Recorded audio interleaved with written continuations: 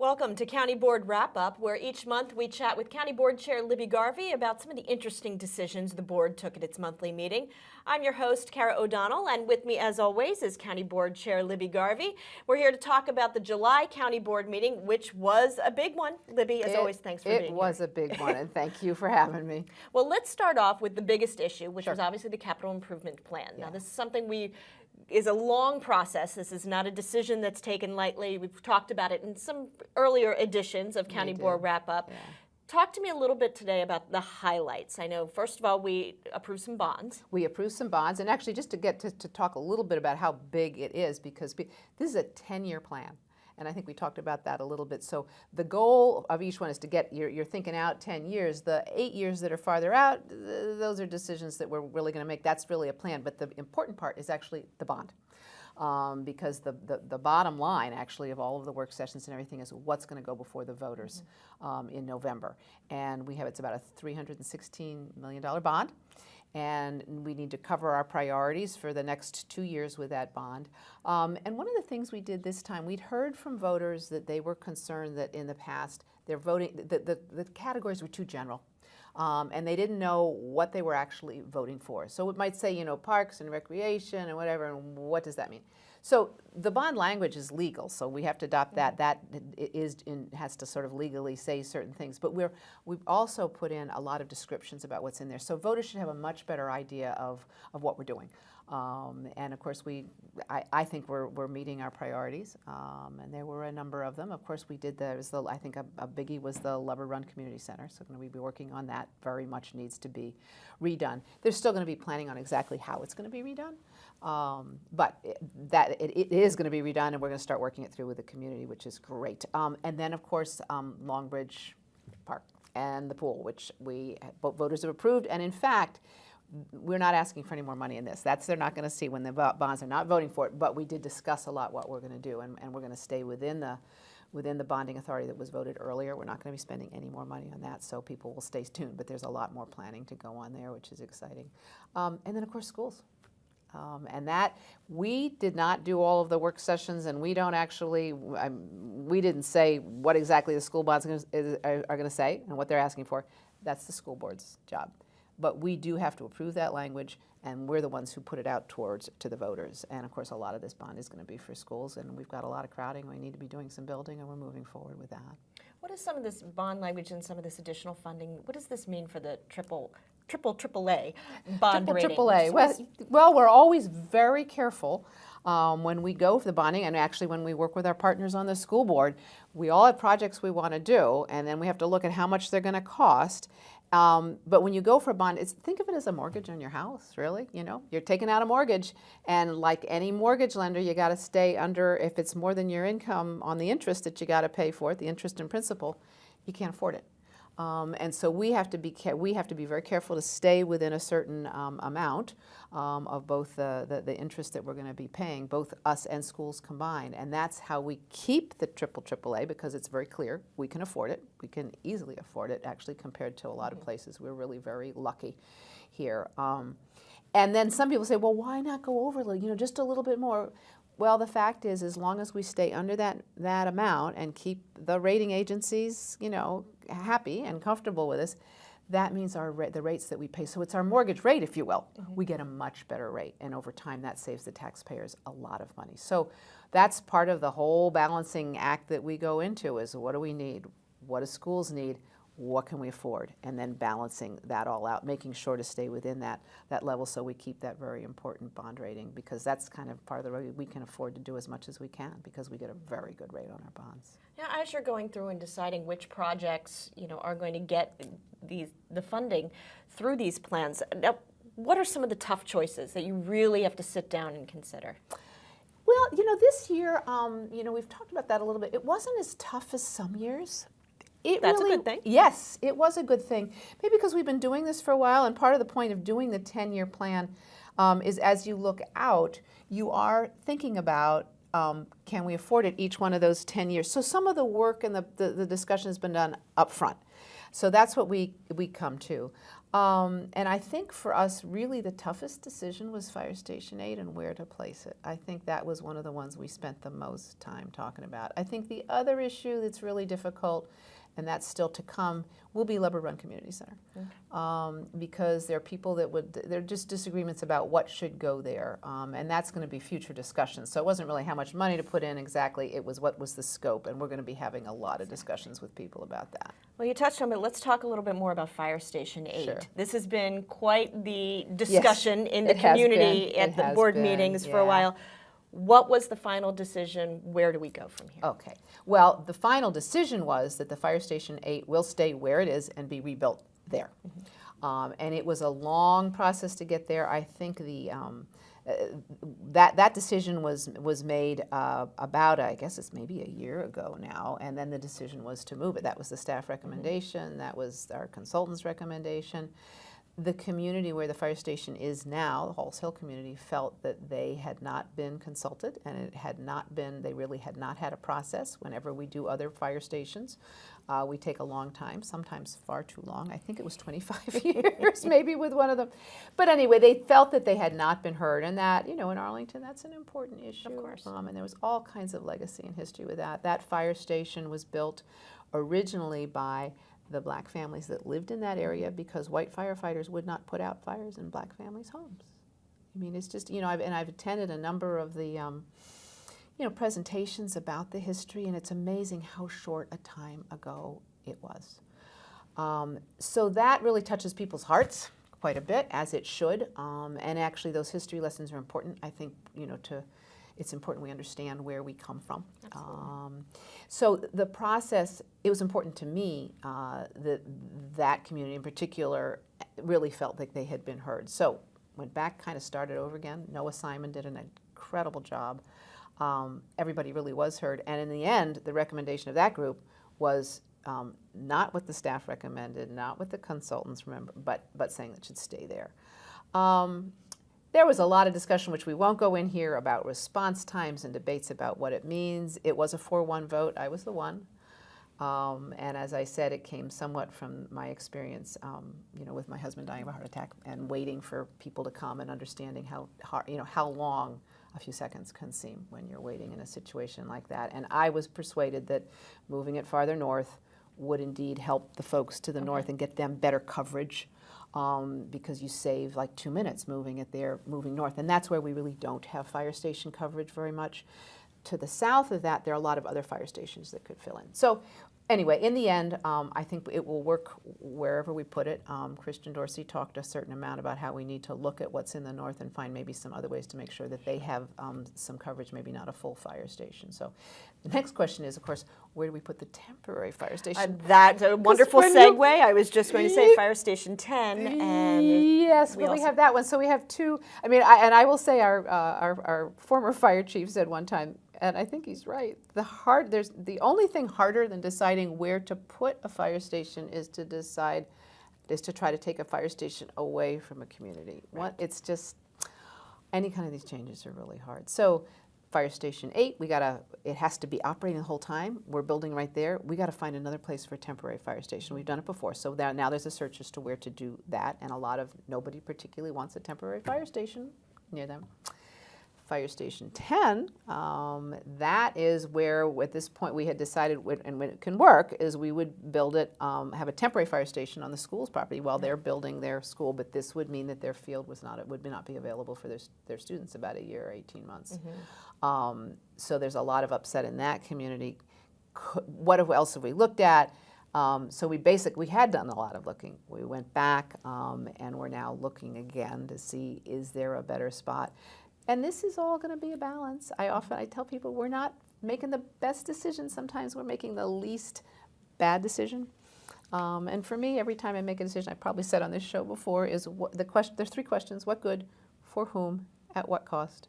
So there's balances in how much good, what's the cost, and whom are we helping. So Stay tuned for that one. I'm sure you and I are going to talk about that one again. It's always a compromise in any situation like that. But we're working really hard to find some alternatives. So we'll see where we end up. All right, great. Well, thank you very much. We're going to take a short break, and when we come back, we'll talk about a new redevelopment tool that the board approved that's going to help transform the Ballston Common Mall into the new Ballston QUATER. Stay with us.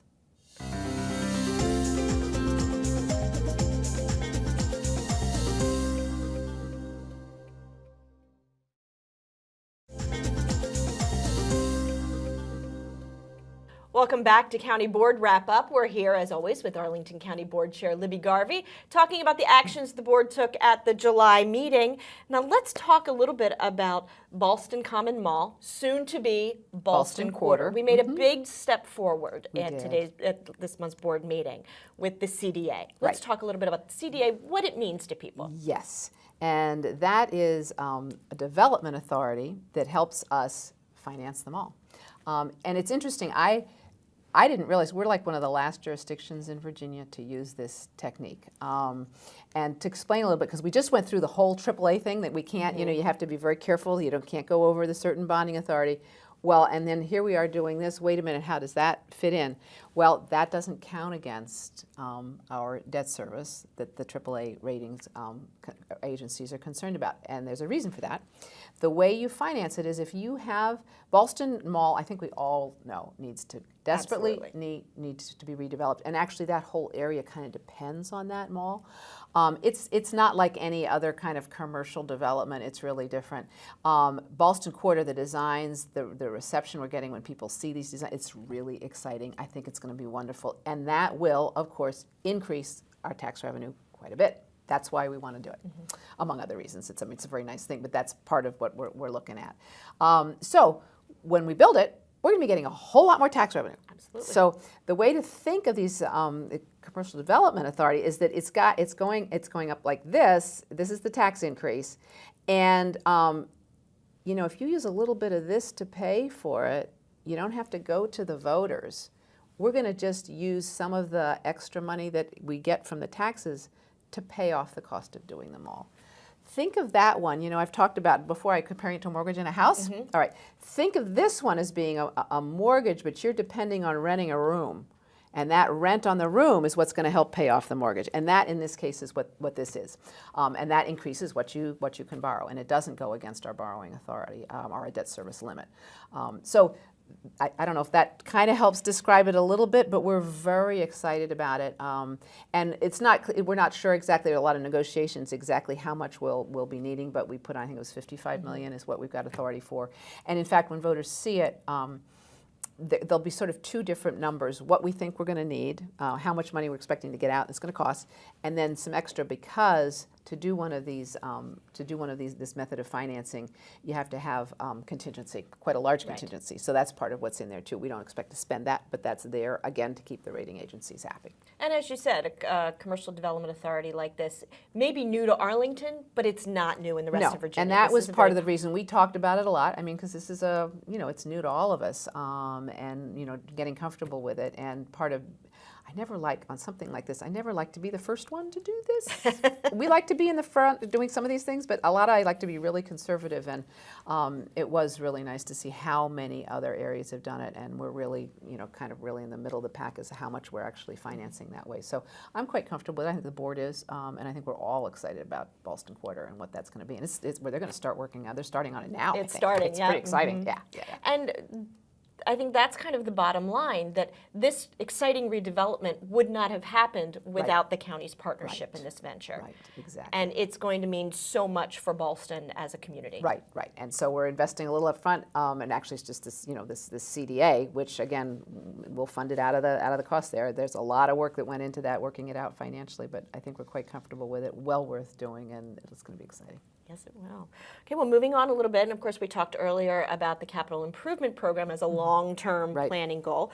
We also worked on a 10-year plan for transit. We did. That came up at this month's meeting. Yes. So let's talk about what we came up with at this transit. Yes. So, well, there was the Transit Development Plan, and we heard a lot from people, and actually staff did make adjustments because there were certain bus routes that were being changed or pulled back or eliminated, and we heard from people and actually adjusted that because the whole point of transit is if people need the transit, you want it to be there.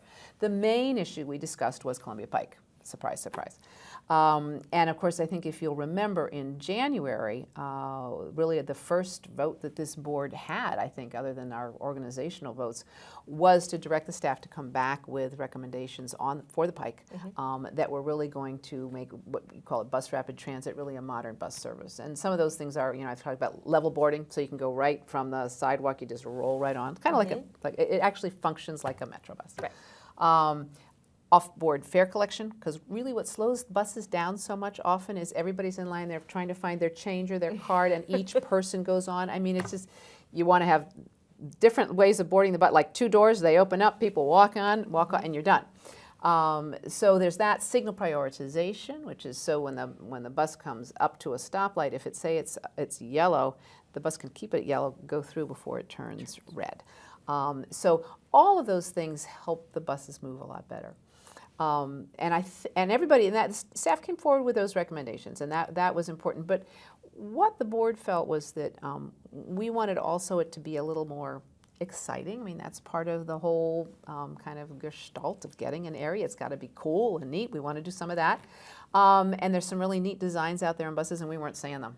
Right. So it's tricky because we have to work with Metro. And should we do articulated buses, the double buses, to help handle the number of passengers we expect to be having? So we had a lot of discussion about it, and in the end directed staff to come back to us after looking at the issues of, can we do kind of a more interesting design on the buses? Can we do the articulated buses that run along? That the double, and actually obviously doubles the number of passengers you can take as you go along and stop. And I think staff's going to come back with that. The board was pretty clear.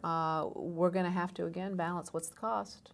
What's the cost going to be? And I'm very interested to see what they come back with. And I also think we're going to be needing to work with our regional partners. And I've said for a while, I think for us to have special buses just along the Pike. And we're talking about the Pike connecting, of course, actually to Crystal City. So some people call it the Crystal Pike line, which was the old line, the way the streetcar was going to go. It's pretty basic. We've done a lot of studying. I think it makes a lot of sense. But that still is a relatively short route. Now, if we could actually connect to Fairfax, like the route that's coming down to right, and then down like Route 7, they're doing a whole BR bus rapid transit on Route 7, and then down Route 1 into Alexandria and Fort Belvoir. I mean, there's a whole regional system there that we could get going, and I think the more we had regional partners, I think that will make things like really exciting bus design more affordable. So I think we also have a lot of work to do with our regional partners and see what kind of interest there is there. But it'll be good to have staff come back and at least give us an idea of what's the possibilities are and how much they would cost. And that gives us something to work with.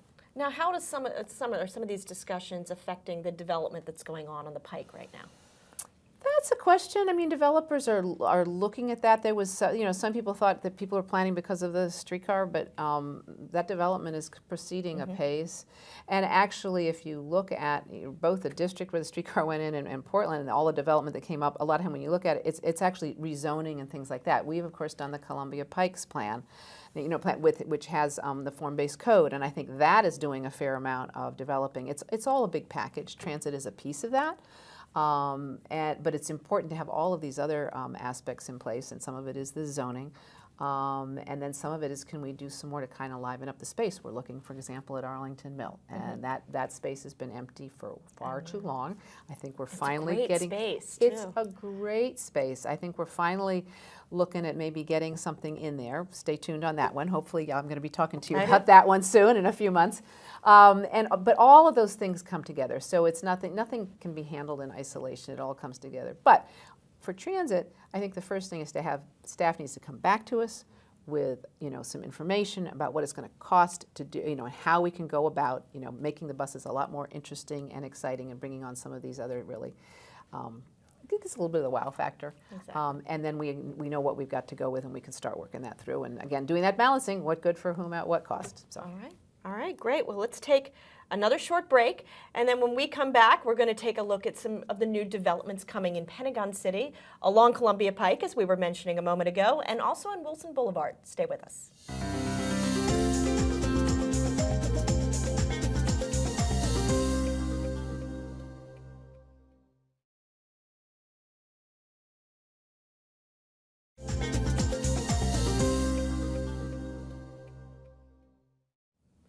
And we're back with County Board Wrap-Up, our monthly chat with the Arlington County Board Chair Libby Garvey about the important actions the board takes at each monthly meeting. And this month, the board approved 3 new major development projects in Ballston, Pentagon City, and along Columbia Pike. Let's start with Ballston and Founders Square. Sure. This has been, a big project for a long time. It was a 5-building complex. Yep. 4 of them are done, and then the 5th has kind of And it took a while. And If it took a people long watch time. it, Yes. there was a lot of digging and a big hole, and then it just stopped.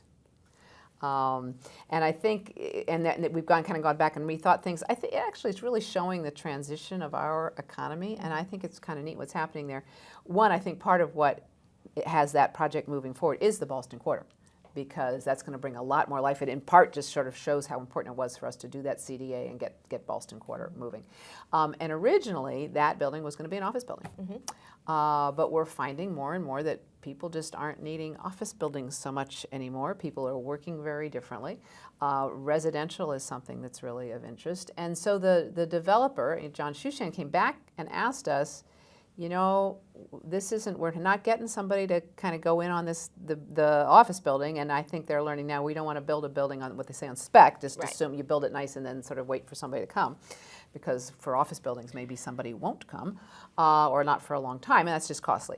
So he said, we'd like to do mixed use in the building itself. So we've got retail on the ground floor, then we've got offices, and then we've got residences. And a little bit of redesigning, basically keeping things the same, but they had to come back and get approval to change how they were doing it. And I think we're actually all excited about it. And then with Ballston QUATER coming up, it's just gonna, that part of Arlington is really gonna come together. I agree. It's a great block right there. You have the great new restaurants there, and then Ballston QUATER right down the street. Right. That's going to really make that a nice, vibrant. And some people may have an incredible commute. They go down a few floors on the elevator, right? There you go. And not bad. And you need your groceries, you go down another floor across the street. I mean, it's just, it's going to be very comfortable urban living, I think, and really exciting and very attractive. Do you think we're going to start seeing that kind of thing, the more mixed use of the big office buildings? Yeah. I think so.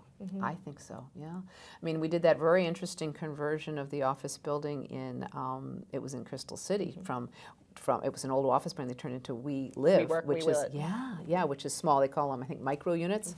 And that, we visited that. It's just, it's really cool. It's an old office building that's kind of been repurposed. It's attractive, it's interesting, it's exciting, and it's using the space. I mean, what's not to like about it? So I think it's just part of Arlington being in transition, and it's an exciting place. And we got to work to, I think we're doing it pretty well. It's a little, people get worried about all of the building going on. But, again, this particular building, it's right in the urban corridor that we're trying to keep that way. So I'm excited about it, and so we'll see what happens. But I think that whole area, again, it's going to, in a few years, it's going to be very changed, and I think for the better. I think so as well. Just 2 blocks from the metro. Yeah, what's not to like, right? So speaking of long-term redevelopment, Metropolitan plays in Park in Pentagon City. Yes. So What this called has Met been Park. 40 years of redevelopment. Yeah, I guess we're going along 40 years. That's before my time. And so it's about the last building, and there really is, we call it Met Park because there really is a big park right there. And they had to come back. They made a few changes, which actually is just making it all the park kind of flow better. And it's really exciting. And it's going to be wonderful to have it done because everybody's been kind of waiting to finish the other half of the park. And that, again, that's an area that's going to really come together. And we're kind of, getting things to where we want them to be. And I think it will be a big improvement again when it's done. So that's going to be pretty exciting as well. What have we seen in Pentagon City? There's just been a lot of movement in that area from the days when it was just the mall. It's now it's really its own entity and really growing. Right, and very vibrant. I think there was a really cool article about it in the New York Times. You read it. Oh, Pentagon, look at how exciting, they're talking about how exciting it is and what a great place. I mean, there's just, I think we were talking earlier a little bit about Angie Fox and the bid there has done, you go down there, there's art on these big there used to be big blank cement walls, and now there's art. And it's just very, I think, exciting about what we're doing, transitioning to, in parts like Crystal City, Ballston, these urban corridors. They're denser, but it's becoming very comfortable living for people and very vibrant. And I think I'll talk just a little bit while we're on Crystal City about transportation there, because we were talking about the TDP. people are worried. Every time we do a new building, people are worried about the increase in traffic, and I get that. But what our studies have shown is that actually, while the population has been increasing, the car traffic has held constant or gone down. And the reason is once you get enough people, they can you can get the transit going, and then people don't need cars. Or they don't need them very much. And we're starting to see, and that's kind of the goal, is to get it enough people that you can have a thriving community where it's comfortable. You got parks to go to, you've got buses that you can ride and take places, or the metro. You don't need a car. And if you want to go to a restaurant or store, you can just walk there. It's just, it's urban living at its best, and it actually is, all the research shows it's healthier for people too. There you go. So there we are. We only have a few seconds left, but the one other project that was approved was the Columbia Pike residential. We talked a little earlier about the development on the Pike. It's going on. It is, and this is an infill. They're going to just be, again, building actually on a parking lot. There you go. And putting in a really attractive building, moving a pool, and fixing the streets. That's one of the other things. When we have this development, we try to get, if there's some places where like a street will end here and then it picks up here, and there's this like, what do you do? So they're going to be building a street so that streets can cut through, and it'll help to just sort of the whole traffic flow there, I think, and again, be much more attractive than what's there now. All right, great. And that brings us to the end. Thank you, Libby, as always, for being here. And that does bring us to the end of another edition of County Board Wrap Up. And after all that activity, the board's going to be taking a little break in August, and so will we here. So have a great rest of the summer, and be sure to join us again in September for the first board meeting of the fall. And as always, don't forget to visit the county website, arlingtonva.us, to learn more about the services, programs, and initiatives your county government offers.